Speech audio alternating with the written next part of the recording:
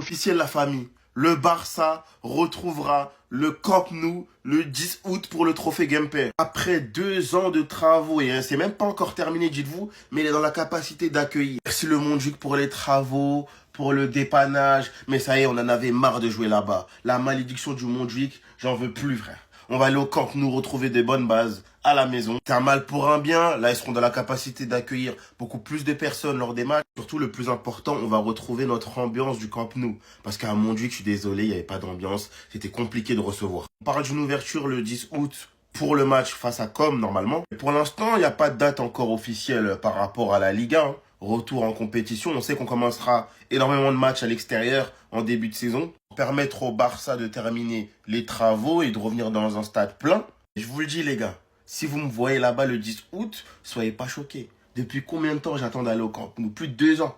Plus de 2 ans. Une présentation des nouveaux joueurs lors du premier match au Camp Nou, je viens tous les jours. Nico, Rashford, on verra. En tout cas, les gars, on se donne rendez-vous là-bas. Info du jour, les gars, restez sur la vidéo. Énormément d'informations à vous donner. Ansu Fati, c'est fait. Here we go. Se dirige vers l'ASM. On lui souhaite tout le bonheur du monde. Je sais qu'il partira en prêt et donc potentiellement, c'est pas fini entre lui et le Barça. Et Monaco, c'est tellement un bon environnement pour se reconstruire, pour retrouver son meilleur niveau. Toujours en attente pour Sergi Dominguez.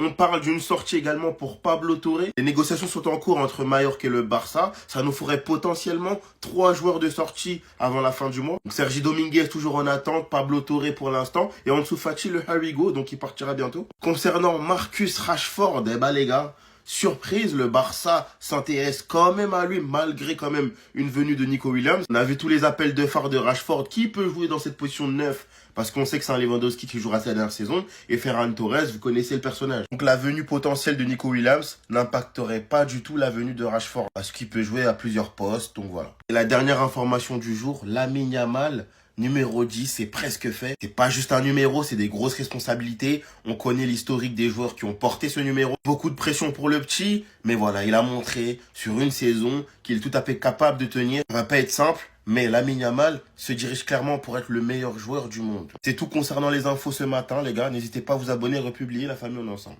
Les gars, je pense vraiment que ça va se faire.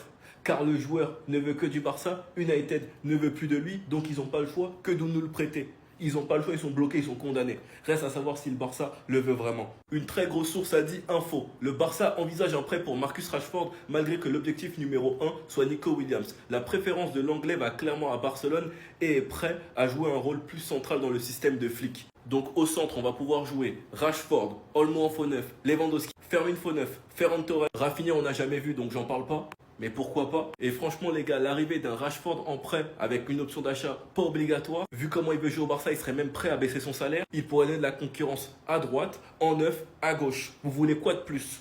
Vous voulez quoi de plus? C'est un joueur qui a tout à prouver maintenant. Et croyez-moi qu'un Ferran Torres ou un Lewandowski ne se laissera pas faire. Donc le meilleur jouera. Et pour tous ceux qui sont contre les gars, laissez la direction et tonton flic cook. Parce que dans tous les cas, Rashford est à un moment de sa carrière où il doit se reprendre en main, où il doit aller de l'avant. Donc croyez-moi qu'il n'aura pas le choix que de se donner au maximum. Et s'il ne l'est pas, il sera au banc. Et il va manger au banc. Car nous avons plein d'attaquants. Enfin bref, sinon vous les gars, vous en pensez quoi? Rendez-vous sur cette personne, on s'ennuie. Bon bah les gars, c'est terminé. Nous y sommes. Ça y est. Nous y est. Quoi? Nous y est. Lamine Yamal portera sûrement le numéro 10 la saison prochaine. Lamine Yamal a été clair. Il ne veut pas entendre parler du numéro 10 tant que Ansu Fati est là par respect car Ansu Fati est son ami. Ansu Fati est parti en prêt à Monaco, ce qui veut dire que Lamine Yamal va prendre le numéro 10. Et il n'y a pas que ça les gars. Lamine Yamal, numéro 10, accompagné de son frère Nico Williams, reste à voir le numéro qu'il va prendre, peut-être le 19 comme Lamine Yamal va lâcher le 10, au nouveau Camp Nou. Vous captez un peu le délire? Là, je vais m'agiter, on va commencer à m'insulter. Lamine Yamal, numéro 10, X, Nico Williams au nouveau Camp Nou. Vous savez, ça fait combien de temps qu'on n'a pas joué au Camp Nou? Lamine Yamal dans son nouveau jardin. Les gars, je suis hype de malade. Quand je vous fais la vidéo, il est 1h. Je suis comme un malade. Certains nous diront blablabla, c'est trop tôt. Mais les gars, le Barça n'a pas le choix que de donner le numéro 10 à Lamine Yamal. Businessment parlant pour commencer. De deux, car il a prouvé qu'il a les épaules pour et qu'il est l'un des meilleurs. Fati, on parlait de lui comme l'un des futurs meilleurs joueurs du monde. Lamine Yamal, on parle déjà de lui comme le meilleur joueur du monde, après 2 saisons professionnelles. Et qu'est-ce que le temps est passé, le numéro 41, quand il a fait cette passe pour Dembélé, que Dembélé a raté, ce vaut rien. Lamine Yamal numéro 27 l'année dernière. Cette saison, Lamine Yamal numéro 19, qui a prouvé à tout le monde qu'il va être dans le top au Ballon d'Or. Et la saison prochaine, Lamine Yamal numéro 10. Je suis hype de malade. Donc vous les gars, vous en pensez quoi? Ramenez-vous sur la pensée, on s'ennuie. Vous faites semblant de ne pas comprendre tout ce qui se passe. Et vous allez dire, Kabé lâche son paf. C'est ce que vous allez dire dans les commentaires. Vous faites comme si vous comprenez pas tout ce qui se passe depuis quelques mois, les gars. Puis il écrit, on a failli mêler Lamine Yamal, ce petit MDR. Donc certains croisent Lamine Yamal et le seul truc qu'ils trouvent de drôle à faire, c'est l'embrouiller. Après, on va me dire que c'est que sur internet qu'on rigole juste que c'est qu'un simple petit pressing parce qu'il trash talk. Alors que ça explique que ça voulait le mêler. Moi, en tant que créateur de contenu barcelonais qui fait donc des vidéos sur Lamine, je vois une petite partie de la haine qu'il reçoit car il se fait énormément insulter dans mes commentaires. Et on le répétera jamais assez, même si c'est agaçant, les gars, il a que 17 piges. 17 piges. 2 saisons professionnelles. Et il reçoit déjà autant de haine. Il est déjà autant détesté. Ça vous fait chier quand des pages Twitter relaient du bien de Lamine Yamal comme ActuFoot que vous appelez ActuSuceur. Mais quand ça relaie des embrouilles sans preuve, des embrouilles à l'aéroport ou bien même des interviews totalement déformées, là vous kiffez, vous adorez, vous êtes les premiers dans les commentaires à l'insulter. Et cette haine, vous l'avez à cause de 3 choses. Pour commencer, parce qu'il est trop fort. De 2, parce qu'il est candidat au Ballon d'Or. Et de 3, parce qu'il trash talk. Vous avez tellement des petites couilles, les gars. Enfin bref, sinon vous, les gars, vous en pensez quoi? Enfin, nous, sur ta personne, on s'ennuie.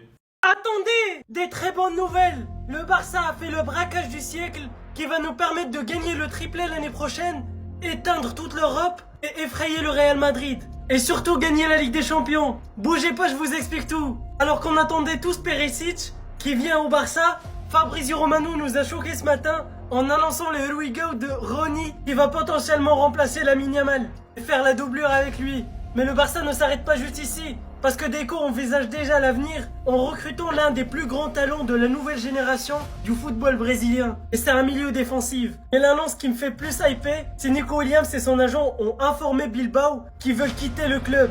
Sauf que Atlético Bilbao refuse toujours que Barcelone paye en plusieurs fois la clause libératoire de Nico Williams. Et ça c'est un problème, parce qu'on sait tous qu'aujourd'hui, le Barça n'a pas les moyens pour payer en une fois la clause libératoire, sachant qu'il est de 70 millions d'euros. En tout cas, moi je suis hypé de ces mercato. Ça annonce très très chaud.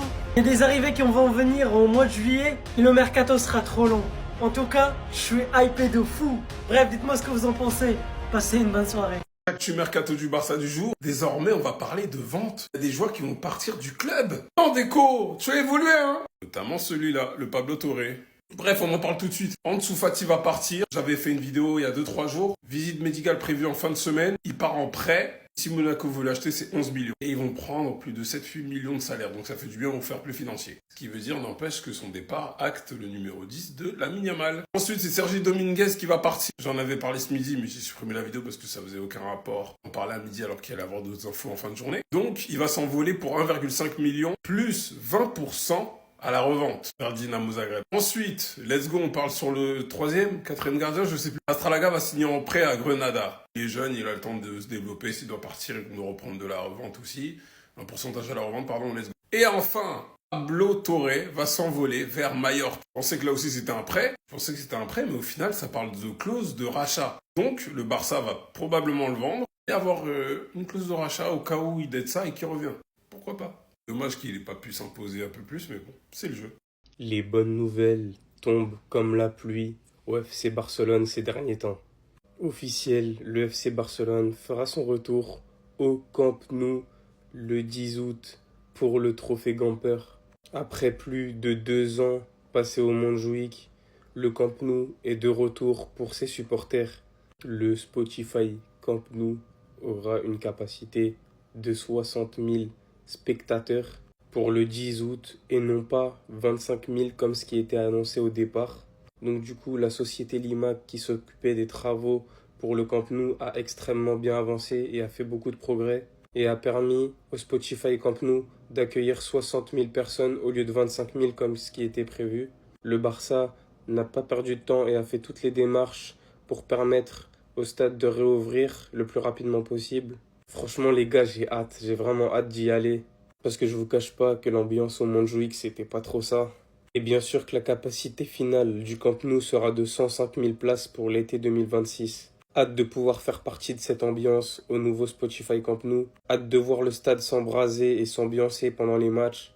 Merci Joan Laporta, merci le Barça. Dites-moi dans les commentaires si vous avez hâte d'aller au Spotify Camp Nou. Si vous allez faire partie de ces supporters qui vont s'enflammer. Et abonnez-vous, ça arrive lourd.